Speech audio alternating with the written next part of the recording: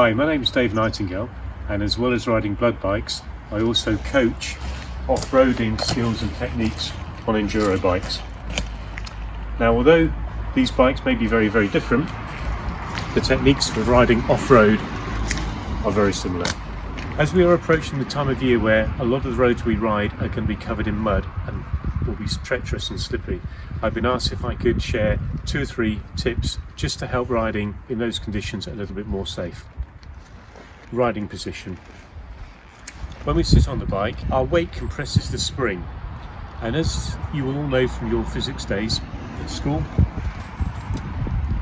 every action has an equal and opposite reaction. So as we're compressing the spring is constantly trying to push back upwards. Now, it'll either push us up, or on wet, slippy, muddy roads, it will push the back wheel down, and if the tyre loses traction, it'll slip it out and we'll have an off. The way to address this is to take your weight off the bike. You will notice when you watch enduro riders, they spend the majority of their time stood on the pegs.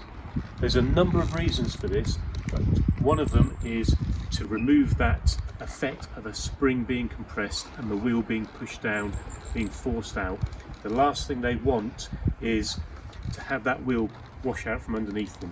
Whilst we're sat down, the centre of gravity is somewhere around about here. The minute we stand up, that centre of gravity lowers to about here, because all of our weight is now resting on these foot pegs. Obviously, the lower the centre of gravity, the more stable something is. Also, whilst we're sat down, there's a limit to how much we can affect the movement of the bike and the weight distribution. You'll see the bike's on the centre stand, and by rocking backwards and forwards, I'm not making any difference. The minute I stand up, I have to move very slightly, and my weight distribution affects the balance of the bike. So we're in much more control if we're stood up on the pegs. We don't need to stand up necessarily this tall, but just take our weight off the seat and put our weight towards the back of the bike. We take all that weight off that front wheel, therefore reducing the chances of it slipping out from underneath us. Gear selection and clutch control. When riding off-road, you'll notice enduro riders always have one finger on the clutch, and they will be constantly feathering the clutch in order to get traction when they lose it, take the drive off when they don't want to have the risk of the wheels spinning out. They will be constantly feathering that clutch.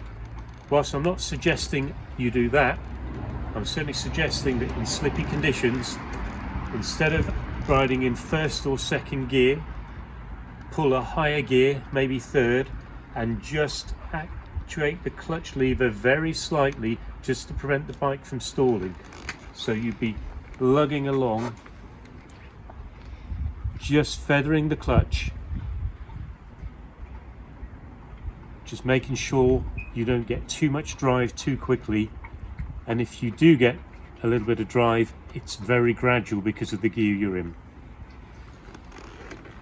You'll like to be going quite slowly over these conditions, and the temptation is to look immediately in front of you as to what your riding terrain is going to be like. As you can see, the minute I start looking in front of me, the weight's transferred to the front of the bike and loading that front tyre again, which is what we want to try and avoid. So always look a good 20 or 30 feet ahead of you. Keeps the bike stable, makes it easier to pull in a straight line. Don't worry about what's immediately in front of you. Your subconscious will deal with that as you come to it. Braking under slippy conditions. Now, we're all advanced riders, and we are trained to brake evenly with the front and rear brake.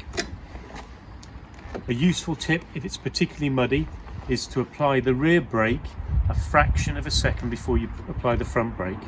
Instead of all of the mass pushing forward on the bike and loading the front wheel, the bike will pull down, lower itself, and become more stable, so the braking will be more efficiently distributed around the whole of the bike.